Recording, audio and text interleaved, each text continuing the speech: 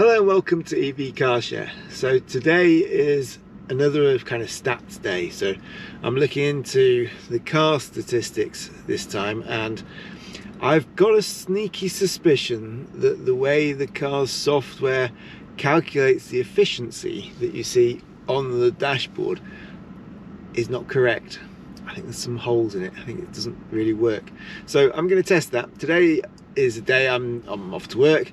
I'm driving to Birmingham. It's, let me have a look, it's 48 miles from here. This is the Peterborough services to the Rugby services, which is, okay, I'm getting a bit further than that, kind of 55 miles probably my total journey.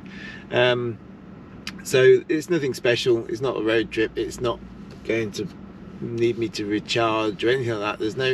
There's no real kind of jeopardy, interest, whatever you want to call it. So I'm going to take this opportunity to use this journey to try and determine whether or not I'm right that the stats shown, well, the efficiency shown on the dashboard is indeed incorrect. So let me get my other camera, this one, and I'll just show you a few things to start with, just to let you see how I'm going to do it. So let's move on to this one. So this is my journey today. That's not really that relevant, but you can see starting from Peterborough services here, I'm going to go to Rugby services here. I'm working just beyond, but I'm going to use this as my statistics, as my set route that I'm going to drive.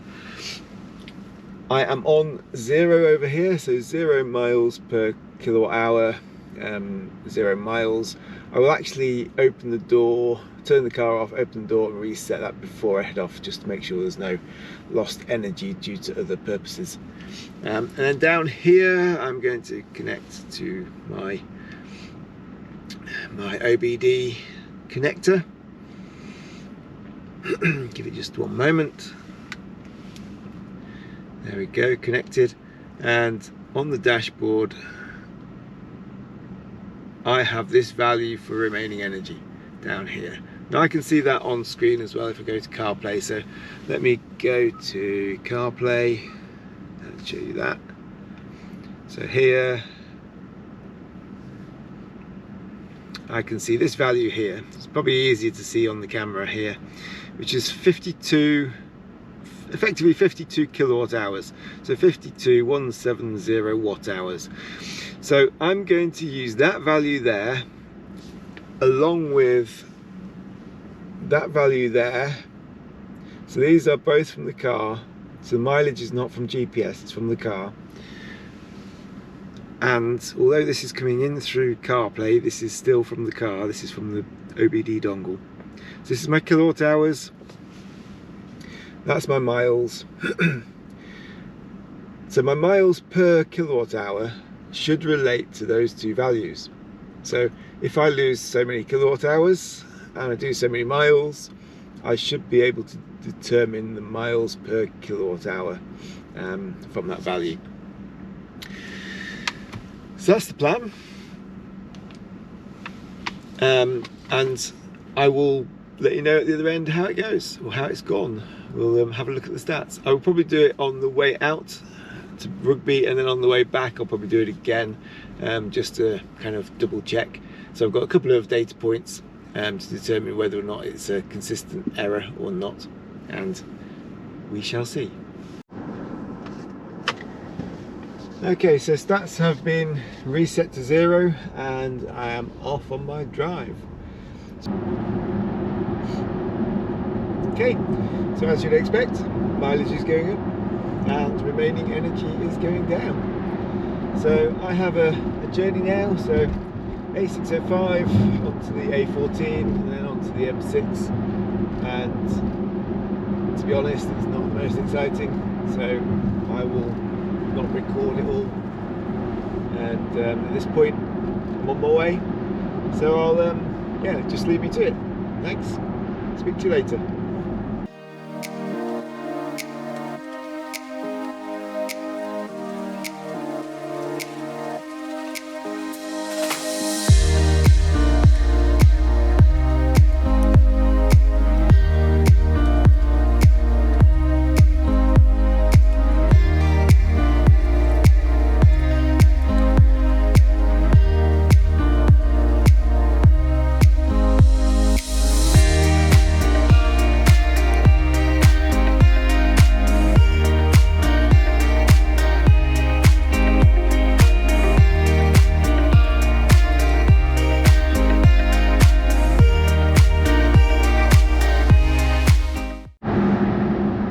case, that's the A605 done. That road is mostly single lane, as you'll have seen in the footage. A few roundabouts, a couple of 2-lane sections for overtaking slow moving vehicles, lorries, that sort of thing.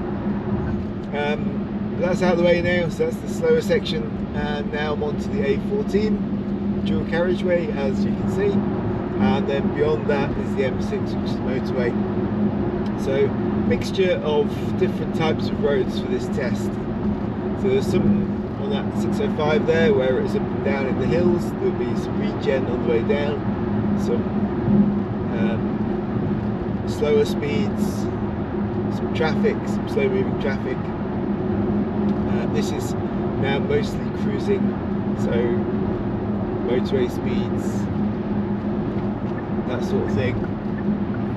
Probably less traffic on here, maybe a little slow down in a couple of places, but that's, yeah, it's going to be fairly free flowing, I should think, all the way through the last 30 miles of this test.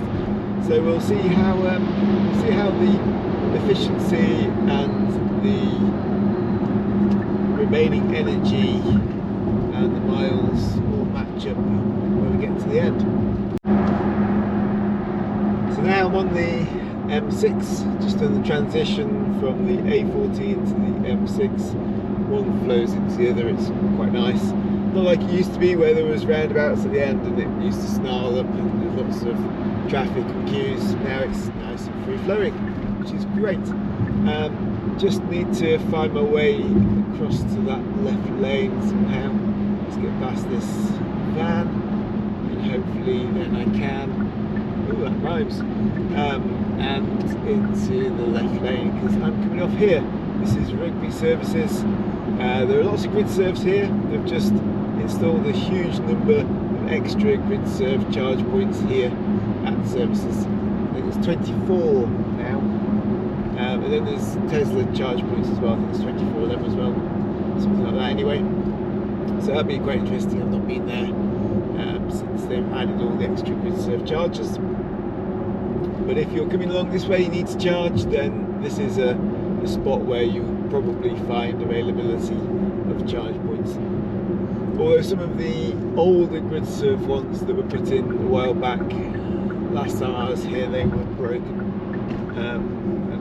I don't know which brand of charge point they had purchased and installed, but it wasn't very good. Simply the same ones that I see Shell Recharge using, which is unusual for Gridserve, and hopefully the new ones that have gone in are their nice, new, reliable ones. And here's the services, the other side.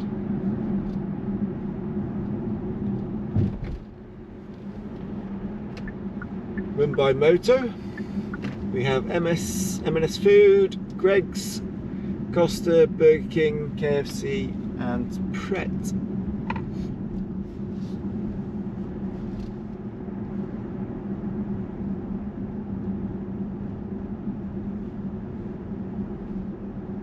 There's still a load of road works going on, or construction works, but yeah, I can see the new charge points over there. They are the newer style machines as well. So hopefully they will be more reliable than the old ones were. I think they're taking out the old ones actually. That's interesting. I'll have to have a look at that.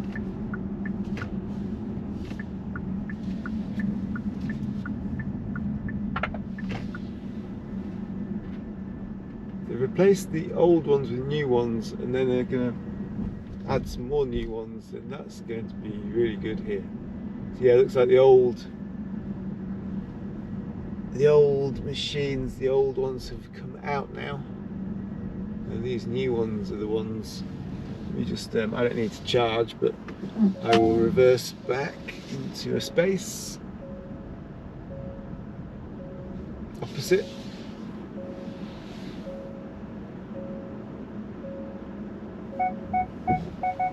So I believe these ones here, these ones are made by ABB.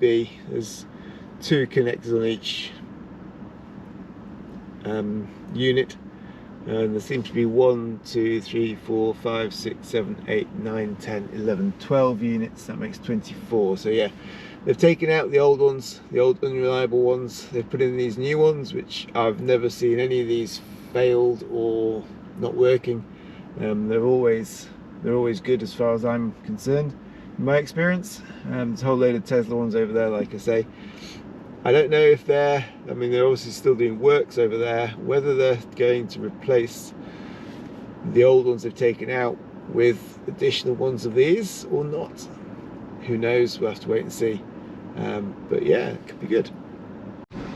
Okay, so as I was saying, that's the end of the test, the end of the drive this way. Just going to grab my little camera and do a quick update on the stats that I can see on my screen. So just on the screen here you can see 48.1 miles, 3.5 miles per kilowatt hour, and over on here we have 39,722 watt hours remaining. So I'll have to do the calculations and come back to you on what that all equates to.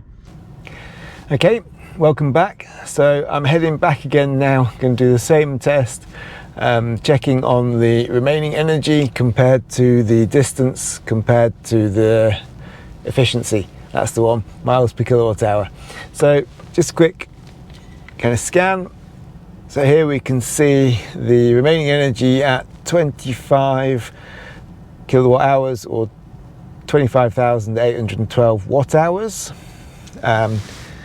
And of course mileage is 0 and the efficiency is currently 0. So that's where we stand. Let's see how it holds up at the end when we do all the calculations. So I'm going to get on my way now. As I say, I'm at Rugby Services. New charge points at Rugby Services are all looking good. Well done, Gridserve. And I'm going to head back to home, which is Peterborough. So here we go. So just leaving the car park of the Rugby Services now, and as we turn to the right here you'll see all the new fancy Gridserve chargers on the right hand side. There are 12 units, 2 bays each, so that'll be 24 bays, all really rapid. Not sure if they're the 360 kilowatt, but they're certainly that sort of speed. So if you're heading up the M6 or down, well, it's across at this point, isn't it? It kind of goes east to west at this point. If you're heading along the M6, either direction, you can get off at Rugby Services, and charging your EV is absolutely no problem at all. Quite costly, of course. Gridserve charging 79 pence per kilowatt hour. You'd be far better doing your charging at home. You pay 1/10 of that, or less than 1/10 of that at home, like I do. So if you're not too far from home, it's the sort of place where you just top up as little as possible, as fast as possible, volt and bolt style, as they call it.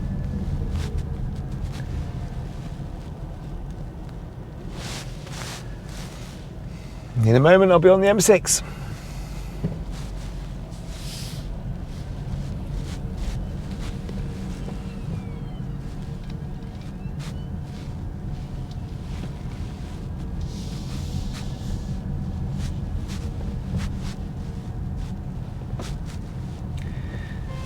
We have a lorry who's having problems, causing traffic problems.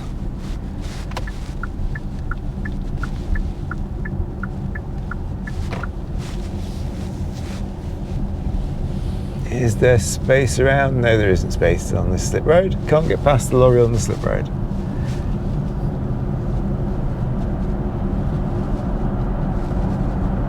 M6 looks to be smooth. No traffic queues, which is good.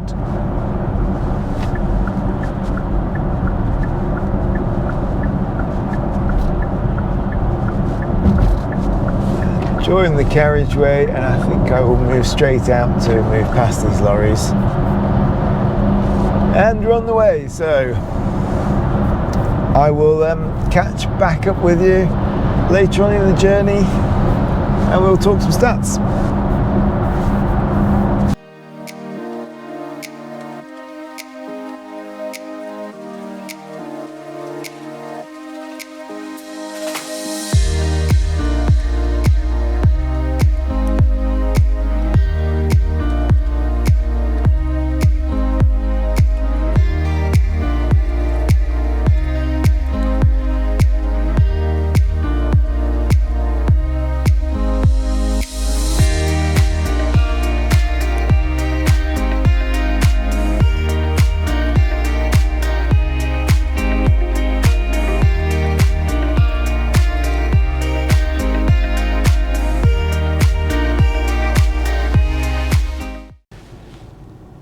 Okay, so all done.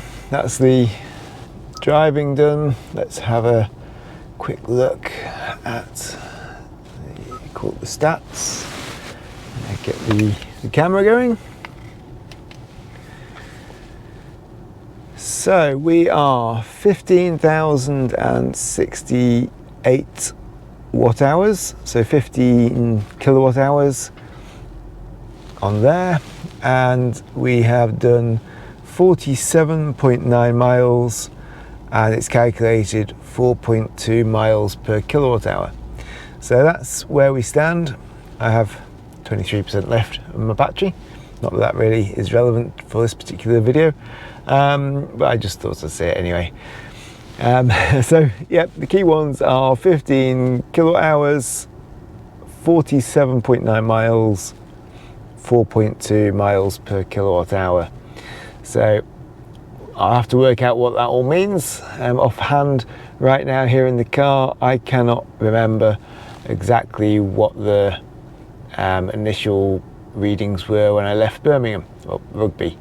And of course, neither can I remember what it was this morning for the journey either. So I will do all the calculations, I will crunch the numbers. They're all here in the video, but obviously I will need to do a summary at the end and then I can kind of report back. So that will not be this evening. Obviously you can see it's gone dark. That will be another time as a add-on to this video. So hopefully you'll now be cutting to another me tomorrow or some other time when I will be reporting back those numbers. So until then, see ya, and you'll see the numbers. Okay, welcome back. So I'm in quite an unusual location at the moment. I'm in a McDonald's that does not have EV car charging, which is unusual. These days, most McDonald's car parks, you have 2 or maybe 4 Instavolt chargers, but this one isn't. This is on the south side of Cambridge, just off the A505. Yeah, just off the A505. So what I want to do is do a recap on my determining whether or not the efficiency on the dashboard is correct or not.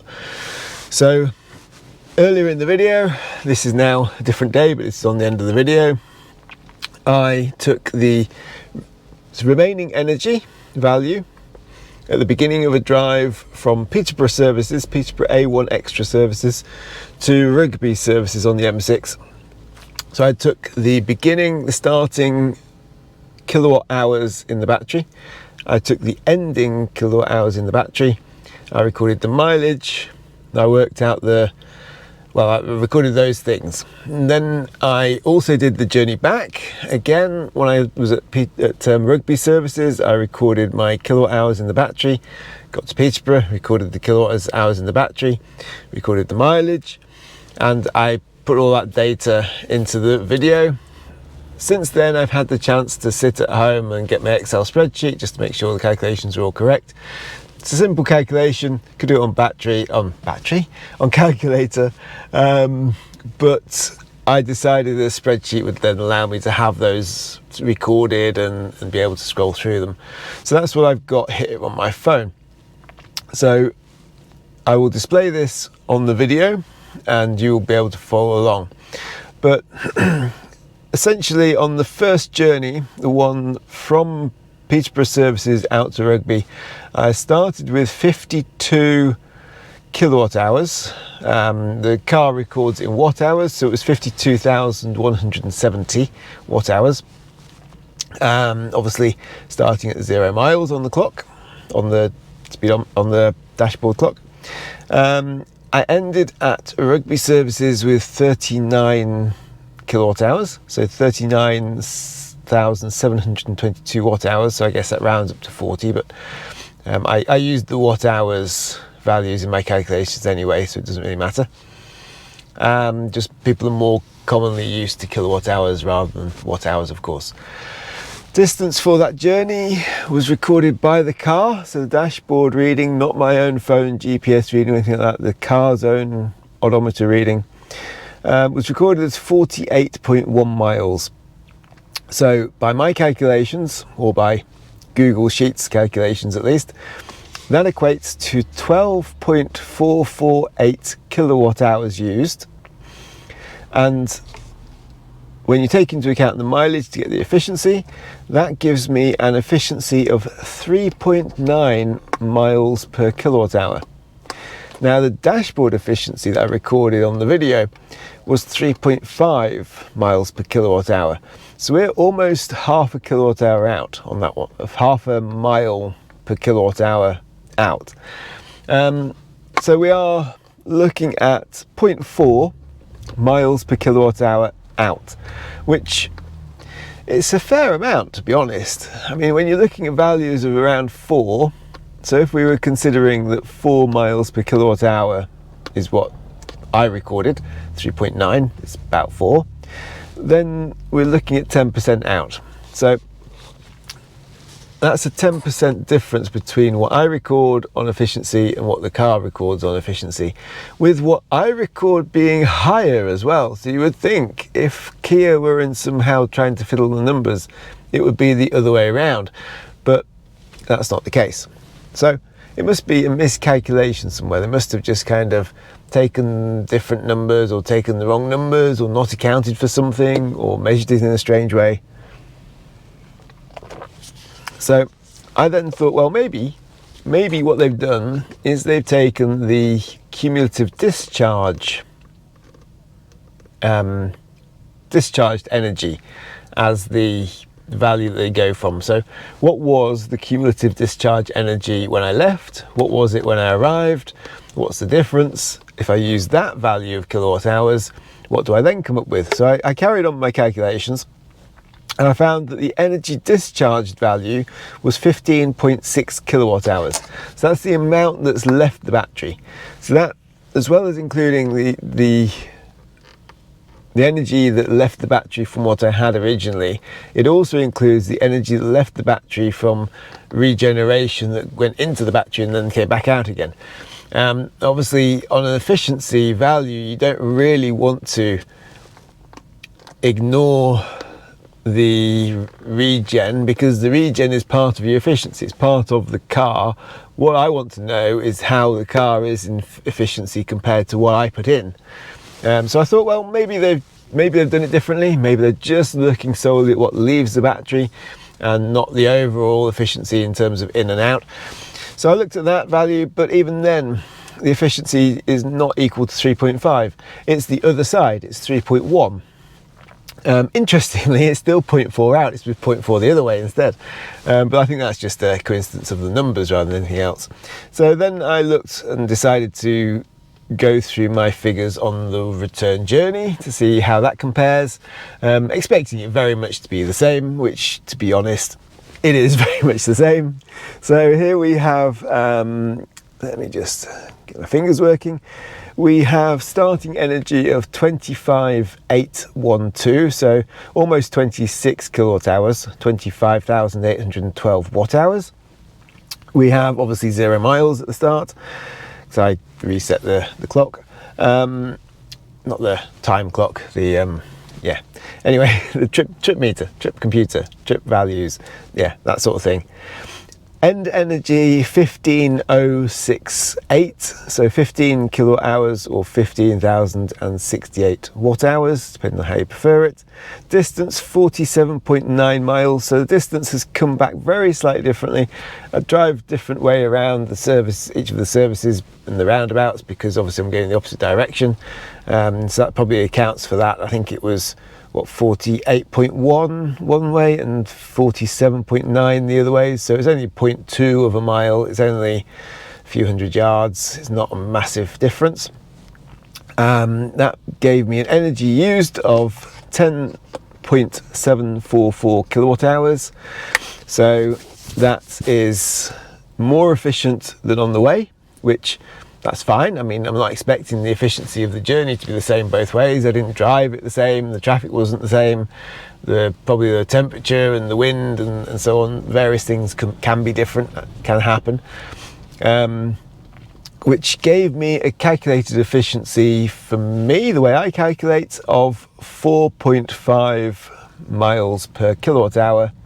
Now the dashboard said 4.2 miles per kilowatt hour, so this time we were closer. This time we were only 0.3 difference, but also because the efficiency was higher, then the percentage that it was out was less. So we're not a consistent percentage out. If I look at energy discharged, then the discharged energy was 14.1 kilowatt hours, and that gives me a calculated efficiency over those miles of 3.4 miles per kilowatt hour. Now that is further from my dashboard 4.2 than the calculated efficiency of 4.5. For certain, I can say that it appears that there is a discrepancy between what I would consider to be the efficiency of the car, i.e. the amount of energy in the battery, compared to at the beginning, compared to the end, and the distance travelled. That's the data set you want to use. That's to me, that is the only data set that's of giving you an energy efficiency value that you really want as a driver. I mean, maybe the engineers, when they're looking into the efficiency of a motor, or looking into the efficiency of power in and out the battery, or various other things, maybe they want different values, but that's not what I want. I'm the consumer, I'm the driver, I'm the guy who bought this car. And yeah, by the way, I did buy the car, it wasn't leased, or isn't leased. And so that's what should be displayed, because that's what I want. Whether or not that's what the engineers or whoever think is the correct value or not, I don't know. Maybe they have a different idea of a correct value, but this is a consumer product. I am the consumer. That's the value that I want. I'm assuming you will want the same. I mean, tell me down in the comments down there, add your comments. What efficiency value would you want when you buy the car? Presumably it's the, I put energy in, I drive, that releases energy. Tell me what the difference between starting point and end point was, and then calculate based on mileage what the efficiency per mile was. It seems the only one to me. Anyway, so yeah, as I say, looks like the dash is slightly out, but good thing for EV6 drivers, it's reporting low, so you're not being lied to in respect to them trying to pretend the car's more efficient. You're actually being lied to the other way. The car's more efficient than what it says it is. So that's a good in terms of being an EV6 driver. If you've been disappointed in the past with the efficiency value that you're getting on screen, you can clear that disappointment, because it's probably not as bad as you think it is, which is great. But yeah, I don't know. Let me know in the comments down there as well if you think I've made a mistake here, if you think I'm wrong, if you think I've picked the wrong values, if I'm missing something, if my calculations are wrong. Just, yeah, please correct me. I don't claim to be an absolute expert. I'm happy to sit corrected if that's what you think you want to do. And of course, if you've enjoyed this video, then please subscribe to the channel. That helps the channel along brilliantly, and also will make sure that you get to see my other videos without having to search too much for them. And if you like this particular video, then like this video, and as I say, give me your comments. What do you think? But apart from that, that's it for now. So thank you for watching, and I'll speak to you next time.